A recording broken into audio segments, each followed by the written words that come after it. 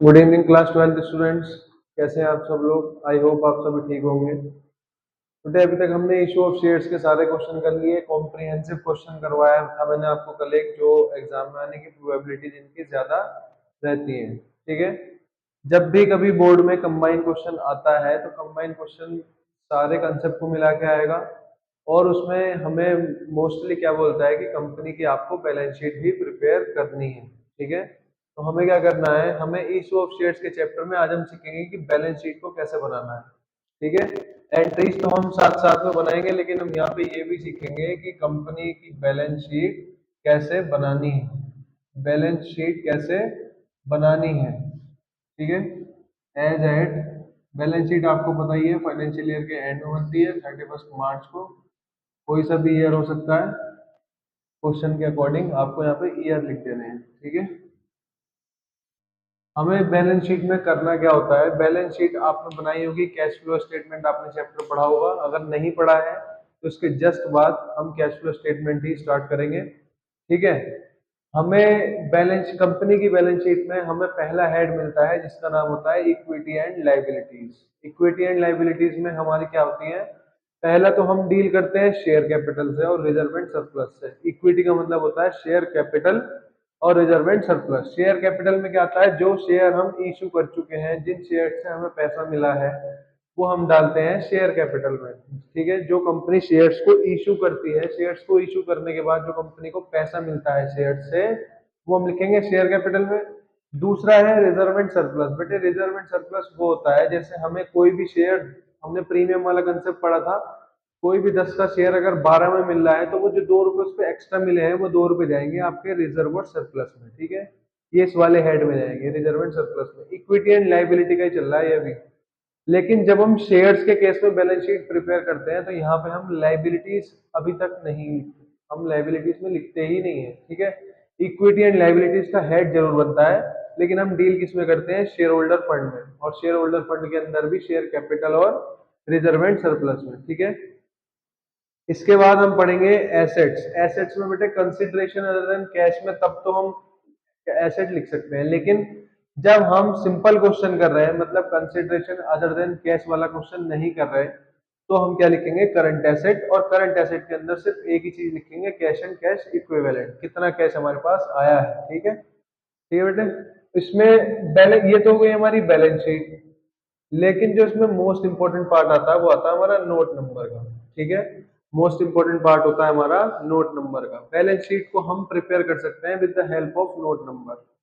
Note number is the most important part of while we preparing balance sheet of a company. ठीक है, note number में क्या होता है, इधर आ जाइए। नोट्स टू अकाउंट हमें प्रिपेयर करने पड़ते हैं। नोट्स टू अकाउंट में हमें तीन तरीके की कैपिटल दिखाई देती है। तीन तरीके की कैपिटल में से एक तो होती है ऑथराइज्ड कैपिटल, ठीक है। दूसरी हो जाएगी आपकी इशूड कैपिटल, ठीक। इसके बाद आती है आपकी सब्सक्राइब्ड कैपिटल। और तीन तरीके की कैपिटल होती है। तीन तरीके की कैपिटल में हमने नाम अभी पढ़ लिए हैं इनके, ऑथराइज, इशूड और सब्सक्राइब। ऑथराइज कैपिटल बेटे वो कैपिटल होती है जो कंपनी के MOA, memorandum of association, article of association में लिखी हुई होती है कि हमारी कंपनी, मैक्सिमम लिमिट हमारी इतनी है कि हमारी कंपनी इतने रुपए तक शेयर्स को इशू कर सकती है। मतलब जैसे हमारी कोई कंपनी है एक्स लिमिटेड, हम उसमें 14 लाख रुपए तक के शेयर इशू कर सकते हैं, बस ये हमारी लिमिट है कि हम 10 रुपए वाले शेयर इशू करेंगे। हम 14 लाख रुपए मांग सकते हैं बस पब्लिक से। ठीक है, हम मांग सकते हैं पब्लिक से 14 लाख रुपए, और 10 का एक शेयर है तो हम कितने शेयर इशू कर सकते हैं, हम शेयर कर सकते हैं 1,40,000 तक के शेयर इशू करेंगे, बस ये हमारी लिमिट है। इससे ऊपर नहीं जाएंगे हम, तो इसीलिए इसको नाम दिया जाता है ऑथोराइज्ड कैपिटल। जब हम बैलेंस शीट बना रहे होते हैं तो हमारा ऑथराइज कैपिटल से कोई मतलब इतना मेन रोल प्ले नहीं करता ऑथराइज कैपिटल। बट हमें क्या करना होता है, नोट्स टू अकाउंट में हमें इसको शो जरूर करना है। भले से हमारा इसका इस्तेमाल बैलेंस शीट में नहीं है, लेकिन हमें क्या करना है, ऑथराइज कैपिटल को शो करना पड़ेगा अगर हमारे क्वेश्चन में दी हुई है तो। ठीक है, अगर नहीं दी हुई तो ऑथराइज कैपिटल लिख के डैश डैश लगा देना है खाली। ठीक है, ऑथराइज कैपिटल समझ में आया। एक लिमिट होती है कि हमें इस लिमिट तक हम इतना पैसा पब्लिक से मंगवा सकते हैं, इससे एक्सीड नहीं करेंगे, इससे कम भले से हो जाए लेकिन इससे ज्यादा नहीं करेंगे। दूसरी आती है इशूड कैपिटल। इशूड कैपिटल होती है, जैसे मैंने 1,40,000 शेयर इशू कर दिए, मतलब पब्लिक को बेचने के लिए मैंने 1,40,000 शेयर्स मार्केट में उतार दिए, तो इसको हम बोलते हैं इशूड। ये मैंने पब्लिक को प्रस्ताव रख दिया कि आप मेरी कंपनी के 1,40,000 शेयर खरीद लो।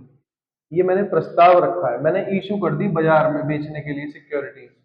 ठीक है, ये भी हमें लिख के दिखानी पड़ती है। इसका भी हमारा कोई बेसिक रोल होता नहीं है। कहाँ पे हमारा बेसिक रोल इसका, यहाँ नहीं होता बैलेंस शीट के अंदर। ठीक है, जो मेन और इम्पोर्टेंट रोल प्ले करती है वो होती है हमारी सब्सक्राइब्ड कैपिटल। अब ये इंपॉर्टेंट कैसे हुई बेटे, एक चीज समझो। आप अपनी शॉप में सामान लेके आए हो 1,40,000 का, ठीक है, इससे कोई फर्क नहीं पड़ता, हम 1,40,000 का सामान लेके अपनी शॉप में आ गए, ठीक है। हम किसके ऊपर डिपेंडेंट हैं, हम डिपेंडेंट हैं अपने कस्टमर के ऊपर। कस्टमर के ऊपर कैसे डिपेंडेंट है, कस्टमर कितना सामान खरीदेगा। सपोज दैट कस्टमर ने इसमें हमारे सामान खरीद लिया 1,00,000 का, तो बेटे पैसा तो हमारे पास 1,00,000 ही आएगा ना। ऐसा थोड़ी ना हो जाएगा कि 1,40,000 पैसा आ जाए हमारे पास, पैसा 1,00,000 आएगा।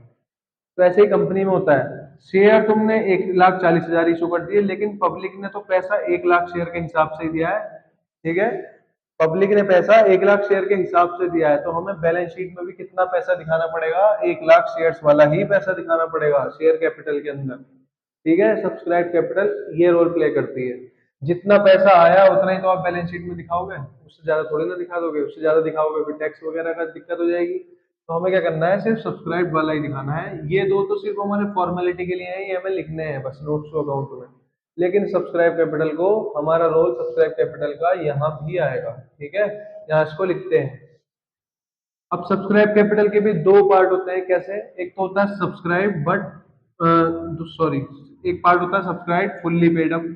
जैसे फुल्ली पेड अप का मतलब होता है हमने 10 रुपए मंगाए किसी भी शेयर पे, वो 10 रुपए हमारे पूरे के पूरे आ गए। सपोज दैट मैंने 5,000 शेयर इशू करे थे, 5,000 शेयर में मेरे पास 4,900 शेयर पे पूरा पैसा आया, मतलब फुल्ली पेड अप है। 4,900 शेयर्स जो है मेरे, वो फुल्ली पेड अप है। 4,900 शेयर वाले जो बंदे हैं उन्होंने फुल्ली पे करा है पैसा। 4,900 शेयर पे मेरा पैसा फुल आया है, मतलब 10 के 10 रुपए आए हैं। लेकिन जो 100 शेयर वाला बंदा था, अब बचा हुआ तो 100 ही है यहाँ पे, जो 100 बचे हुए हैं, इस 100 में इसने हमें पार्शियली पेमेंट करी है। पार्शियली पेमेंट करी है मतलब कुछ हिस्सा दिया है, कुछ हिस्सा नहीं दिया। तो फुल्ली पेड अप वाले लिखेंगे इधर। सब्सक्राइब तो करे हैं लेकिन not fully paid up. Not fully paid up का मतलब होता है कि हमने पेमेंट उनको सारी नहीं की, मतलब पार्शियली पेड अप करा है। जैसे 10 मंगाए तो मैंने 8 कर दिए, 2 में किसी वजह से नहीं कर पाया, या 10 मंगाए मैंने 6 कर दिए, 4 में किसी वजह से नहीं कर पाया, तो ये होता है part not fully paid up. ठीक है, नॉट फुल्ली पेड अप को क्या कर देते हैं, फुल्ली पेड अप में से माइनस कर देंगे और जो भी बैलेंस बाहर आएगा उसको लिख देंगे। ठीक है, ये हो गया आपका सब्सक्राइब में। इसके बाद आपका आता है बेटे reserve and surplus. Reserve and surplus, देखो जहाँ जो यहाँ से पैसा आएगा, सपोज दैट यहाँ से पैसा आया मेरा 10,00,000, ठीक है, सब्सक्राइब का, तो मुझे यहाँ पे शेयर कैपिटल के सामने 10,00,000 ही लिखना पड़ेगा। ठीक है, 10,00,000 ही लिखना पड़ेगा। रिजर्व एंड सरप्लस, जैसे कोई 10 का शेयर मैंने 12 में बेचा है, तो मैं यहाँ क्या करूंगा, 2 की गुणा कितने से कर दूंगा बेटे, 1,00,000 से। क्योंकि यहाँ पे देखो मैंने 1,00,000 की तो शेयर इशू करे, 1,00,000 शेयर इशू करे, 2 रुपए की प्रीमियम आई तो 2,00,000 रुपए यहाँ आ गया। तो इस 2,00,000 को हम लिखेंगे यहाँ पे। ठीक है, 2,00,000 को यहाँ लिख देंगे। तो बाय डिफॉल्ट क्या होता है, कैश एंड कैश इक्विवेलेंट का जोड़ के इन सब्सक्राइब को और रिजर्व एंड सरप्लस को जोड़ के cash and cash equivalent same ही आना होता है। इन दोनों को अगर मैं जोड़ दूंगा तो ये 12,00,000 आएगा। 10,00,000 और 2,00,000 को 12,00,000 आएगा। यही 12,00,000 उठा के मैं यहाँ लिख दूंगा। ठीक है, और मुझे क्या हेल्प मिल जाएगी, मैं यहाँ पे लिख के दिखा दूंगा कि नोट नंबर 1 में मैंने शेयर कैपिटल दिखा रखा है आपको, नोट नंबर 2 में मैंने आपको वर्किंग नोट दिखा रखा है रिजर्व एंड सरप्लस का, नोट नंबर 3 में मैंने आपको दिखा रखा है working note cash and cash equivalent का। ये हमें एग्जामिनर को दिखाना पड़ता है कि मैंने बैलेंस शीट के अमाउंट कैसे कैसे डाले हैं। आप चेक कर लो नोट्स टू अकाउंट में, देखो मैंने ऑथराइज कैपिटल यहाँ पे ऐसे दिखा रखी है। एग्जाम में आपको कुछ इस तरीके से रिप्रेजेंटेशन देनी पड़ती है। बैलेंस शीट को तो बाद में, बैलेंस शीट को फॉर्मेट पहले बना लेंगे। फॉर्मेट बनाने के बाद आपको क्या करना है, उसके बाद आपको नोट्स टू अकाउंट प्रिपेयर करने हैं कि शेयर कैपिटल में कितना पैसा आया, रिजर्व एंड सरप्लस में कितना पैसा जाएगा, और आपका कैश एंड कैश इक्विवेलेंट का अमाउंट कितना आएगा। जब आप यहाँ से फिगर निकाल लोगे जितनी भी हैं, तब आप एग्जाम में यहाँ पे एंटर करोगे, उन फिगर्स को आप यहाँ पे उनकी एंट्री करोगे। अब करना क्या है, पहले तो हम बनाते हैं जर्नल। शेयर्स के क्वेश्चन में पहले तो तुम्हें बनानी है जर्नल, ठीक है। जर्नल बनाने के बाद तुम बनाओगे अपनी बैलेंस शीट। बैलेंस शीट जैसे मैंने यहाँ ऊपर बनाई हुई है, बैलेंस शीट बनाई।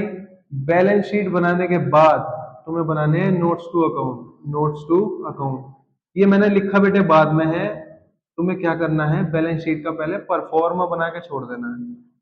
बैलेंस शीट का परफॉर्मा बना दिया मतलब एम्प्टी कर दिया, बस पर्टिकुलर नोट नंबर और जो ये लिखा हुआ है परफॉर्मा ये लिख दिया, ठीक है। परफॉर्मा बनाने के बाद जस्ट तुम्हें नोट्स टू अकाउंट प्रिपेयर करने हैं, क्योंकि फिगर कहाँ से लाओगे, नोट्स टू अकाउंट बना के तो लेके आओगे। तो नोट्स टू अकाउंट बनाए, इसको बनाते ही यहाँ पे चले गए बैलेंस शीट में और इनकी फिगर की इनकी एंट्री कर दी, एंट्री। तो यहाँ से आपको बेटे 6 नंबर मिल जाते हैं ऐसे, ठीक है। ये पार्ट बहुत इंपॉर्टेंट है, इस पर थोड़ा ध्यान देना। मिक्स क्वेश्चन मैंने आपको कल करा दिया था, कॉम्प्रिहेंसिव क्वेश्चन, और ये आज आपको मैंने बैलेंस शीट करा दी। इसी के साथ बेटा आपका शेयर्स, इशू ऑफ शेयर्स का चैप्टर पूरा हो गया, ठीक है। नेक्स्ट वीडियो में मैं कैश फ्लो स्टेटमेंट स्टार्ट करूंगा, क्योंकि उसका भी क्वेश्चन आता ही है। जो जो मैं करा रहा हूँ बेटा उसको अच्छे से करेंगे, आपको बहुत हेल्प मिलेगी इससे। कोई भी चीज़ अगर नहीं समझ में आती है मुझे कमेंट सेक्शन में बता दें, आपको उसी टॉपिक पर वीडियो मिल जाएगी, ठीक है। Thank you.